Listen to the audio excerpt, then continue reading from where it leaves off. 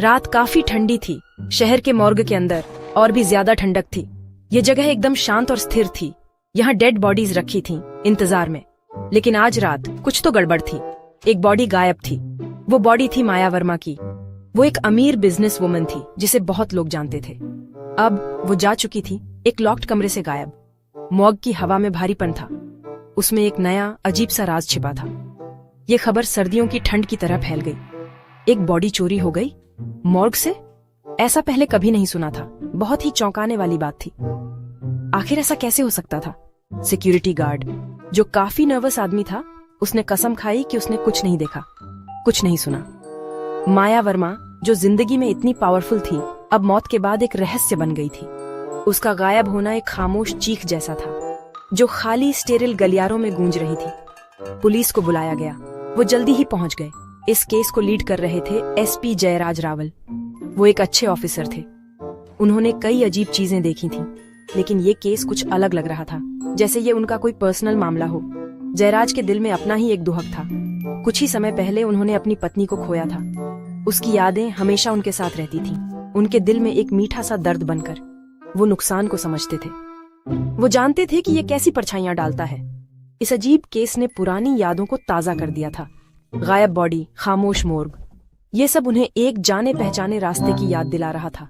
दुहक का रास्ता, अनसुलझे सवालों का रास्ता। जयराज अपने काम के पक्के थे। वो माया वर्मा की बॉडी ढूंढ निकालेंगे। वो सच का पता लगाकर रहेंगे। उन्हें ये करना ही था, माया के लिए, और शायद थोड़ा सा अपने लिए भी। उनके लिए तो रात अभी शुरू ही हुई थी। पुलिस ने सबसे पहले जिससे बात की वो था अजय पुरी। वो माया वर्मा का हस्बैंड था। वो शॉक्ड लग रहा था, ऑफ कोर्स, या शायद वो एक अच्छा एक्टर था। अजय माया से यंगर था। उसका एक छोटा बिजनेस था। असली पैसा तो माया के पास था। उनकी मैरिज, लोग कहते थे, परफेक्ट नहीं थी। उसमें क्रैक्स थे जो नजर नहीं आते थे। ऐसे सीक्रेट्स अक्सर अंधेरे में ही पनपते हैं। एसपी जयराज रावल अजय को क्लोजली देख रहे थे। उनकी पुलिसमैन वाली आंखें बहुत कुछ देख लेती थीं। उन्होंने अजय की आंखों में डर का फ्लिकर देखा। उन्होंने उसकी आवाज में हल्का सा ट्रेम्बल सुना। अजय इतना नर्वस क्यों था? क्या ये सिर्फ ग्रीफ था या कुछ और, कुछ हिडन? डिटेक्टिव को एक स्ट्रॉन्ग सस्पिशन हुआ। वो अजय पर एक हैवी क्लोक की तरह छा गया। वो मेन सस्पेक्ट बन गया। जल्द ही एक सीक्रेट सामने आया। अजय एक फेथफुल हस्बैंड नहीं था। उसका अफेयर चल रहा था। उसका नाम रितु था। वो यंग थी, प्रिटी थी और उसके साथ काम करती थी। उनका प्यार एक तरह से चोरी का था, माया से हिडन, दुनिया से हिडन। इस डिस्कवरी से अजय और भी गिल्टी लगने लगा। शायद एक मोटिव। क्या वो चाहता था कि माया रास्ते से हट जाए ताकि वो रितु के साथ रह सके और माया की वेल्थ इनहेरिट कर सके? अजय ने नेचुरली सब कुछ डिनाई किया। उसने कहा कि वो माया से लव करता था। उसने कहा कि उसे उसकी बॉडी के बारे में कुछ नहीं पता, लेकिन उसकी बातें हॉलो लग रही थीं। पुलिस ने पेशेंटली सुना। उन्हें पता था लोग झूठ बोलते हैं, स्पेशली जब स्केर्ड हों, स्पेशली जब उनके पास सीक्रेट्स हों। अजय अपने ही बनाए वेब में फंसा हुआ था। रितु के साथ उसका अफेयर अब पब्लिक हो चुका था। शक का साया उस पर और गहरा होता गया। इन्वेस्टिगेशन वापस मॉर्ग में चली गई। वो मौत की जगह थी। अब वहां बेचैनी सी महसूस हो रही थी। जयराज और उसकी टीम ने रात भर काम किया। बिल्डिंग पुरानी थी, परछाइयों से भरी हुई। लाइट्स बिना वार्निंग के फ्लिकर करती रहती थीं। अजीब आवाजें खाली हॉल्स में गूंजती थीं। क्या ये हवा थी या कुछ और? शायद कोई मौजूदगी। एटमॉस्फेयर में बहुत टेंशन था। वो सच में एक रहस्यमयी घर था। अजय को मॉर्ग में रखा गया था। उसे जाने की परमिशन नहीं थी। जयराज उसे वहीं चाहता था। वो उस पर नजर रखना चाहता था। वो देखना चाहता था कि क्या अजय टूट जाएगा। साइकोलॉजिकल प्रेशर बहुत ज्यादा था। घड़ी की हर टिक तेज सुनाई दे रही थी।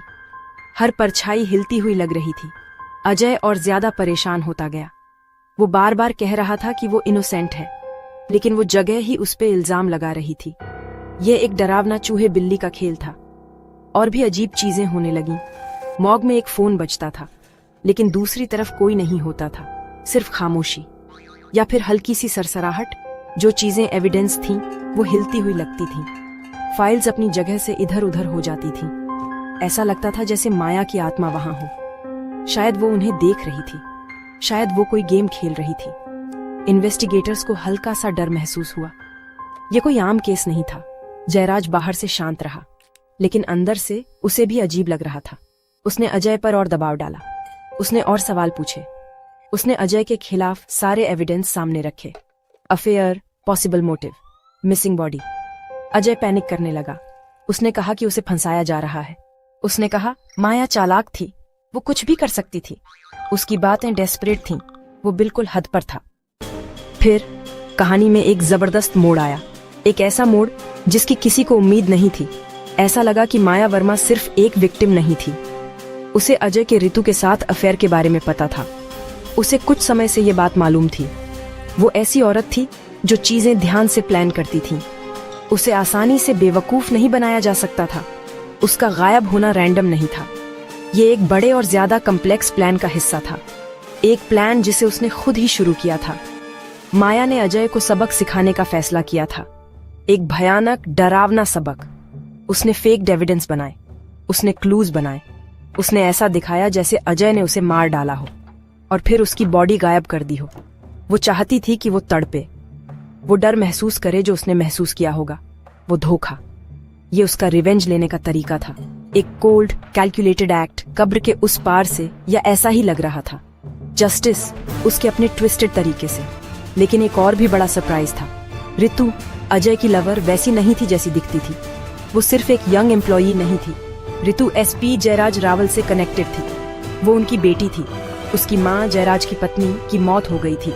ये एक मेडिकल एरर की वजह से हुआ था, एक एरर माया वर्मा के ओन्ड हॉस्पिटल में। रितु माया को ब्लेम करती थी। वो अपनी माँ का रिवेंज लेना चाहती थी। वो शुरू से ही अपना गेम खेल रही थी। अजय आखिर टूट गया। उसने सब कुछ कन्फेस कर लिया। उसने माया को मारने का प्लान बनाया था, लेकिन माया ने रितु की हिडन हेल्प से पासा पलट दिया था। रितु ने अजय को मैनिपुलेट किया था। उसने अजय के प्लान को यूज करके उसे परफेक्टली फ्रेम कर दिया, और साथ ही माया के पास्ट मिसडीड्स को एक्सपोज करने के लिए भी। सच बाहर आ चुका था। ये बिट्रेयल और रिवेंज का एक उलझा हुआ जाल था। आखिर में जस्टिस एक कॉम्प्लिकेटेड फॉर्म में हुआ। ये कहानी दिखाती है कि सीक्रेट्स छुपे नहीं रह सकते।